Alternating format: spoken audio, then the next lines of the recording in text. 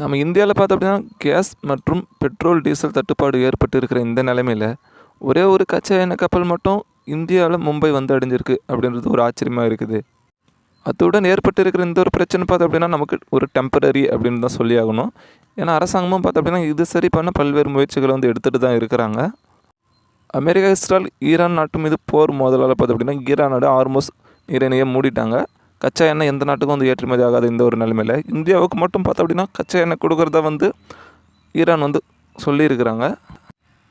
அதோடு பார்த்தோம் அப்படின்னா நம்ம இந்திய அரசாங்கமும் பார்த்தோம் அப்படின்னா கனடா, ரஷ்யா அதுபோல் நாடுகிட்ட இருந்தும் கச்சா எண்ணெய் ஏற்றுமதி வாங்குறதுல வந்து ஒரு பிஸ்னஸ் வச்சுருக்கிறாங்க இந்த ஒரு டைமில். ஸோ அதனால் ஏற்பட்டு இருக்கிற இந்த ஒரு எல்பிஜி கேஸ், பெட்ரோல், டீசல் தட்டுப்பாடு இருக்கிற இந்த ஒரு டைமில் இது எல்லாமே வந்து கொஞ்ச நாளைக்கு தான், சீக்கிரமே வந்து சரியாகிடும்.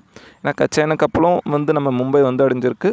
இதுபோல் ஒரு விஷயங்களும் வந்து மற்ற நாட்டுக்கிட்ட அதிகமான ஏற்றுமதி கச்சா எண்ணெய்கள் வாங்குறது நம்ம அரசாங்கமும் வந்து அதுக்கான முயற்சியிலே வந்து இறங்கி இருக்கிறாங்க. இந்திய கச்சா எண்ணெய் ஏற்றுமதி எந்த வகையில் பாதிப்பு அடையாது அப்படின்றது ஈரான் நாடுமே வந்து சொல்லியிருக்கிறாங்க. இதுக்கு வந்து ஈரான் நாடுமே வந்து கச்சா எண்ணெய் ஏற்றுமதி பண்ணிக்கலாம் இந்தியா அப்படின்றதையும் ஒரு விஷயத்தை வந்து இந்த இடத்துல சொல்லியிருக்கிறாங்க. ஸோ அதனால் நமக்கு பயப்பட வேண்டிய அவசியம் இருக்காது. ஏற்பட்டிருக்கிற இந்த ஒரு பிரச்சனை பார்த்தோம் அப்படின்னா கூடிய சீக்கிரம் நமக்கு கொஞ்சம் கொஞ்சமாக சால்வ் ஆகிடும். ஸோ இதை பற்றின கூடுதல் தகவல்கள் அடுத்த வார வீடியோஸில் வந்து பார்க்கலாம்.